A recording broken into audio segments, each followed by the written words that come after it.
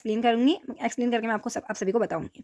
तो हमारा टॉपिक है अरिथमेटिक प्रोग्रेशन। चैप्टर का नाम ही हमारा क्या है, अरिथमेटिक प्रोग्रेशन।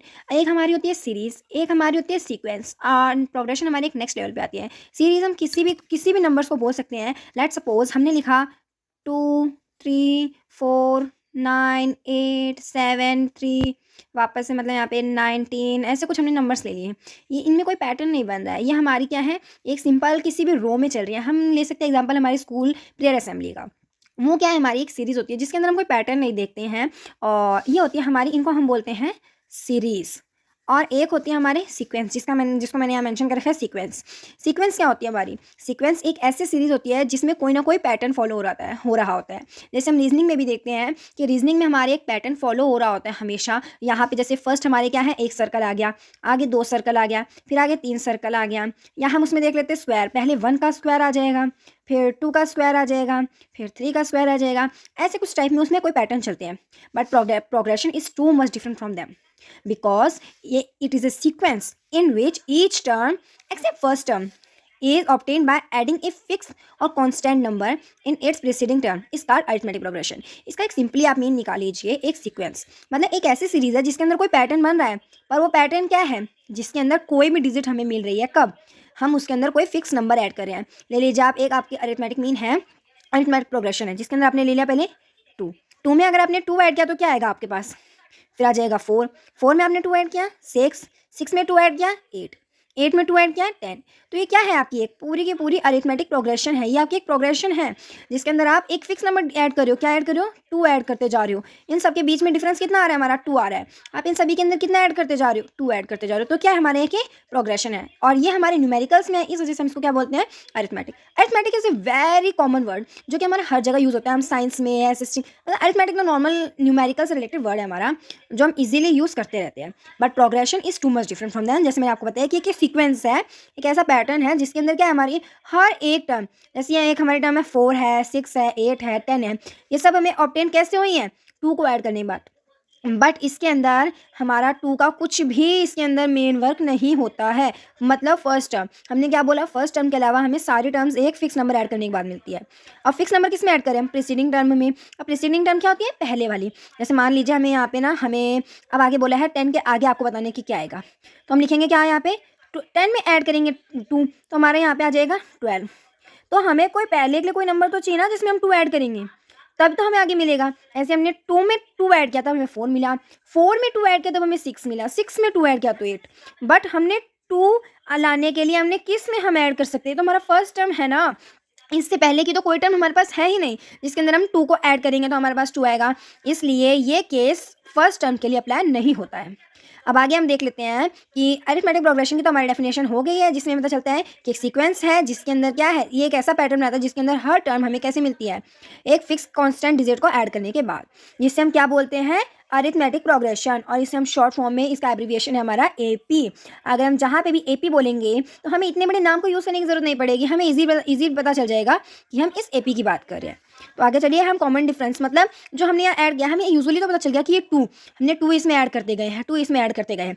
पर अगर आपको डायरेक्ट दे दे 2 4 6 8 10 और बोले कि ये क्या है, एक अरिथमेटिक प्रोग्रेशन है, तो अब इसका सीट मतलब कॉमन डिफरेंस बताओ, तो हम कैसे फाइंड करेंगे, difference between 2 consecutive term of an AP is called common difference of an AP.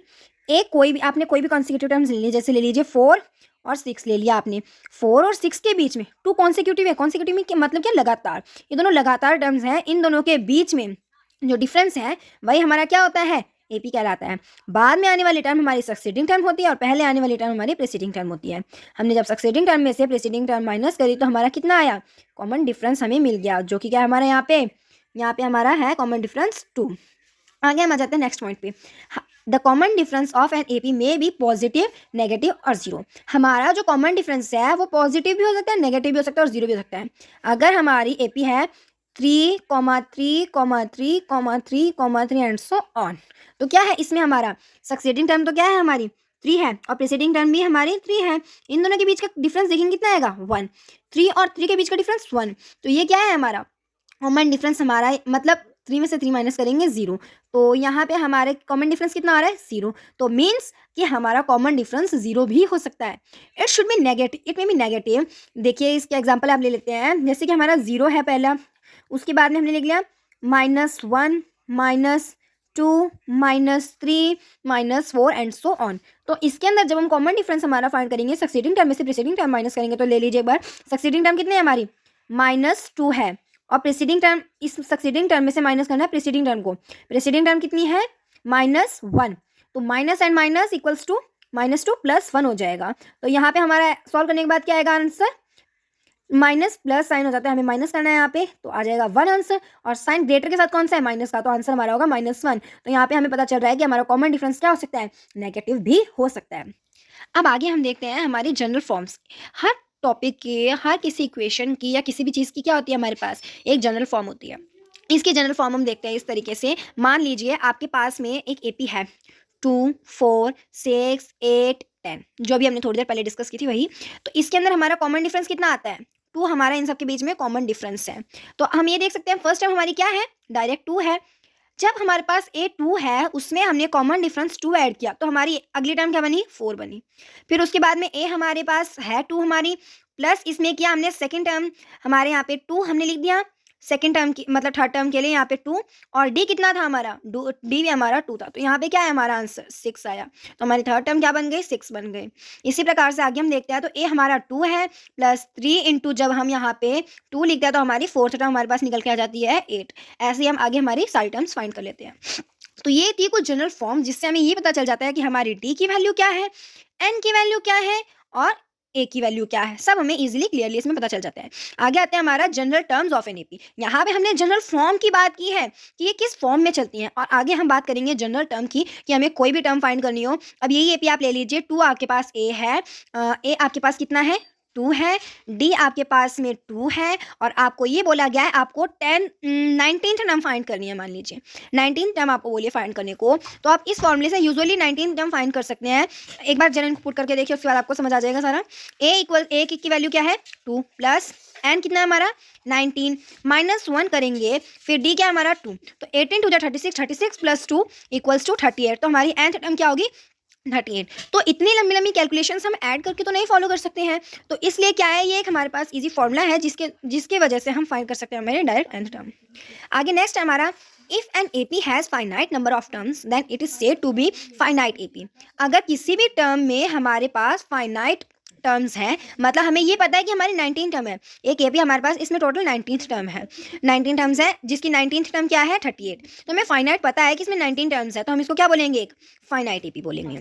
इसी प्रकार से जो ऐसी हमने, जैसे आगे यहाँ पे हमने सो ऑन लिख दिया, तो हमें पता नहीं है कि आगे कहाँ तक जाना है, हमें फाइनाइट को फिक्स नंबर्स नहीं बताए हैं, इसलिए क्या होगी वो हमारी इनफाइनाइट एपी कहलाएगी। नेक्स्ट पॉइंट है हमारा, if L B the last term और L B the term of number, मतलब मान लीजिए कि 19 है, ये एल हमारे पास क्या है 19 टर्म्स दे रखी है हमें, तो l B the terms of N AP then nth term from the last equals to l minus n-1 into d. ये आपका इजी सा फॉर्मूला है। जैसे अगर मान लीजिए हमें ना डायरेक्ट यहाँ से तो बोल दिया, फर्स्ट टर्म आपको बता दी ए है आपकी, और ये सारी चीज़ें आपको अच्छे से बता दी हैं, तब तो अलग बात है। और अगर आपको ये बोल दिया कि हमने ना आपको ये टर्म्स दे रखी है, ये देख लीजिए पी, आगे एंड सो ऑन करके आपको बोल दिया ये 38 है, ठीक है, और आप ये बता दिया कि ये 19th टर्म है या जो भी, और बोला कि अब पीछे से बताओ, पीछे से 5th टर्म क्या होगी। तो या तो हम इस इक्वेशन को, इस एपी को रिवर्स कर दे, तो ये हमारे बन जाएगी ए, और उसके बाद में ये क्या होंगे हमारे, इनसे हम कॉमन डिफरेंस फाइंड कर सकते हैं। बट बात इतनी है कि अभी जो सक्सीडिंग टर्म है वो तब प्रीसीडिंग टर्म बन जाएगा, और अब जो प्रीसीडिंग है वो तब सक्सीडिंग बन जाएगा। तो ये थोड़ा सा लॉजिकल माइंड का फॉर्मूला है, और उसके बाद में अगर आप इन सबको सॉल्व करते हैं ना, तो आपको खुद ब खुद पता चल जाएगा कि ये जो फॉर्मूला है ये कहाँ तक वैलिड है। ये हम जब क्वेश्चन सॉल्व करेंगे तब मैं आपको ईजिली एक्सप्लेन कर पाऊंगी। कि मान लीजिए एक बार आप ले लीजिए, आपने ए की जगह क्या लिखा, एल लिख दिया, ठीक है, यहाँ पे हमारा फॉर्मूला था ना ए प्लस n-1 इंटू डी, तो हमारा डी तो सेम, डी क्या हो जाएगा हमारा, अब मैंने आपको यहाँ बताया कि जो सक्सीडिंग है वो प्रीसीडिंग बन जाएगा, जो प्रीसीडिंग है वो सक्सीडिंग बन जाएगा। तो इजी सी बात है कि हमारा साइन भी चेंज हो जाएगा, तो डी हमारा क्या है नेगेटिव हो जाएगा, और जो हमारा लास्ट टर्म है उसको हम फर्स्ट टर्म ला देंगे, तो ये फॉर्मूला हमारा इजीली यही फॉर्मूला निकल के आ जाता है।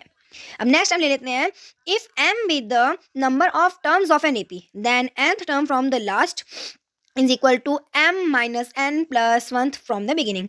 अब मान लीजिए अगर आपको l मालूम नहीं है, l क्या है हमारा यहाँ पे 38 हमारा l है, बट अगर आपको 38 मालूम ही नहीं है कि 38 आपका l है, आपको बस इतना बोल दिया कि आपको पीछे से आपके पास टोटल 19 टर्म्स हैं, आपको पीछे से फिफ्थ टर्म बतानी है, तो आप क्या करेंगे? तो उसके लिए आपके पास सिंपल सा फॉर्मूला है m, मतलब यहाँ पे आप ले लीजिए 19 और आपको कौन सी टर्म फाइंड करने बोलिए? Fifth term. तो -5 प्लस 1 करेंगे तो हमारी वो टर्म हमें पता चल जाएगी कि हमें कौन सी टर्म फाइंड करनी है। अब इसी तरीके से 19 plus 1 equals to 20, 20 minus 5 equals to, हमें आगे से 15th टर्म फाइंड करनी है। हमें n पता चल गई तो हम इजीली अपना ये कैजुअल फॉर्मूला पुट करके आंसर फाइंड कर सकते हैं। और ये हमारा कैसे आया कि मान लीजिए आपके पास 10 टर्म्स हैं, आपको बोला पीछे से फिफ्थ टर्म बताओ। अब आप पीछे जरा कैलकुलेट करो, 10, 9, 8, 7, 6, 6 जो टर्म है आपकी वही पीछे से फिफ्थ टर्म है, और आगे से वो आपकी क्या है? आगे से तो आपकी सिक्स्थ टर्म है।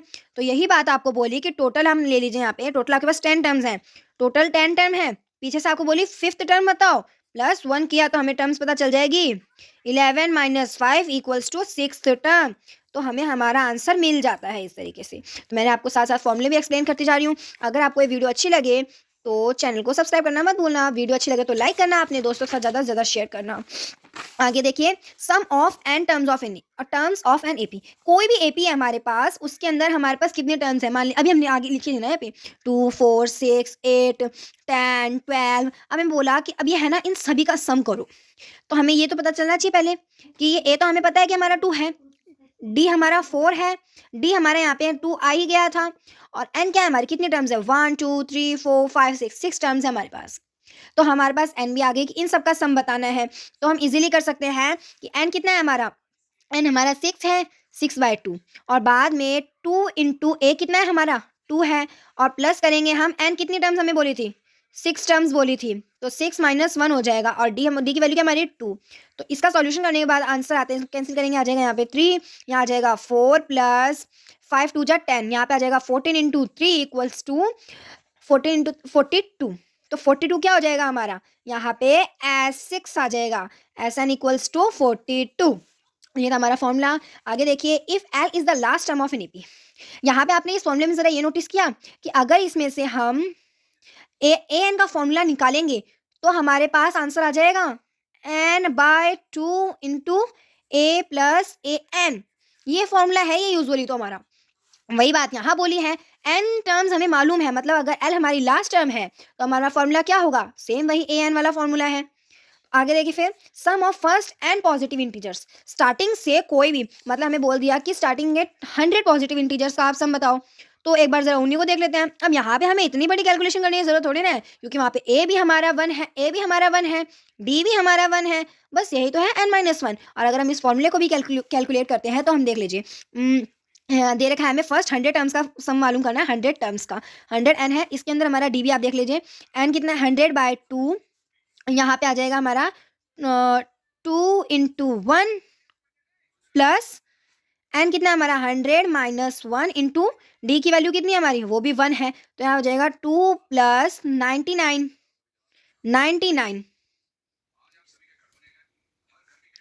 99, और इसको हम कैंसिल कर दें, यहाँ पे आ गया 50, 50 इंटू 101 कितना हो जाएगा हमारा? 5050। और यही हमारा इस फॉर्मूले से पता चलता है। सेम वही बात है कि अगर आपने n+1 किया है तो वो भी आपकी वही आ गई वैल्यू, क्योंकि यहाँ पे देखिए हमने क्या किया था? 2 से मल्टीप्लाई किया था, 2 को 1 से मल्टीप्लाई किया, 2 प्लस किया और 1 माइनस कर दिया। तो आप 2 प्लस करो 1 माइनस करो तो यहाँ पे आपका आ गया ना, कितना हुआ? n/2, तो आपने n/2 लिख दिया। फिर यहाँ पे 2 इंटू 1 है, अब यहाँ पे n-1, तो ये सिंपल सा है, n-1, तो आ जाएगा यहाँ पे 2 प्लस n-1। अब 2 में से आपने 1 माइनस की, कितना आ जाएगा? n+1 into n/2। यही आपका फॉर्मूला है। तो हमें इतनी सारी कैलकुलेशन न करके इतना सा फॉर्मूला लगाना रहे, इसलिए हमने ये फॉर्मूला बनाया है। तो अब नेक्स्ट हमारा देख लीजिए आप, if a b and c are in an AP, अगर ए बी सी हमारी एक एपी में आते हैं तो 2b equals to a plus c होगा। मतलब इस ये जो b की वैल्यू है इसका अगर हम ट्वाइस करते हैं तो वो ए और सी के सम के इक्वल होगा। तो ये फॉर्मूला हमारा कब अप्लाई होता है, किस तरीके से, ये हम जब मीन फाइंड करते हैं तो मीन की बात आ गई। मान लीजिए बी इक्वल्स टू कितना हो जाएगा, b equals to a plus c by 2, और ये तो क्या है हमारा, टर्म्स के सम को 2 से डिवाइड करते हैं तो हमारा क्या आ जाता है, मीन आ जाता है। मतलब बी क्या है हमारा, मीन है। आगे हमारा नेक्स्ट फॉर्मूला है a n equals to s n minus 1। मान लीजिए हमें बोला कि ए 6 की वैल्यू बताओ आप, तो हम इसके लिए क्या करेंगे, एस 6 की वैल्यू में से एस 5 की वैल्यू माइनस करेंगे। इसका मतलब ये है कि एन की वैल्यू जितनी हमारी है ना, उसमें से भी एक कम हमें यूज करनी है। तो एस 6 माइनस एस 5 हमारा क्या होगा, ए 6 होगा। ऐसे हम डी की वैल्यू जब देखते हैं, डी की वैल्यू हमने देखी वहां पे, हमने सेकंड लाइन में जब कॉमन डिफरेंस की हमने डेफिनेशन देखी थी, तो हमने बोला था succeeding term minus preceding term. Succeeding term आगे आने वाली टर्म और प्रीसीडिंग टर्म क्या, पीछे वाली टर्म। तो डी इक्वल्स टू, मान लीजिए ए एन कितना है हमारा, ए 3 है, और उससे प्रीसीडिंग टर्म क्या हो जाएगी, माइनस करेंगे कितना हो जाएगा, ए 2। तो यही था हमारा फॉर्मूलाज। अब इन्हीं के साथ हमारी अरिथमेटिक प्रोग्रेशन की बेसिक जो चीज़ें हैं वो हमारी सारी कंप्लीट होती हैं। अब आगे मिलेंगे हम नेक्स्ट इसके क्वेश्चंस के साथ। अगर वीडियो अच्छी लगी हो तो लाइक कीजिएगा, अपने दोस्तों के साथ ज़्यादा से ज़्यादा शेयर करके हमें मोटिवेट कीजिएगा, और ऐसी नई वीडियोज़ के लिए और आगे इसके क्वेश्चन आंसर्स के लिए चैनल को सब्सक्राइब कीजिएगा ताकि आपको पहले पता चल जाए। Thank you.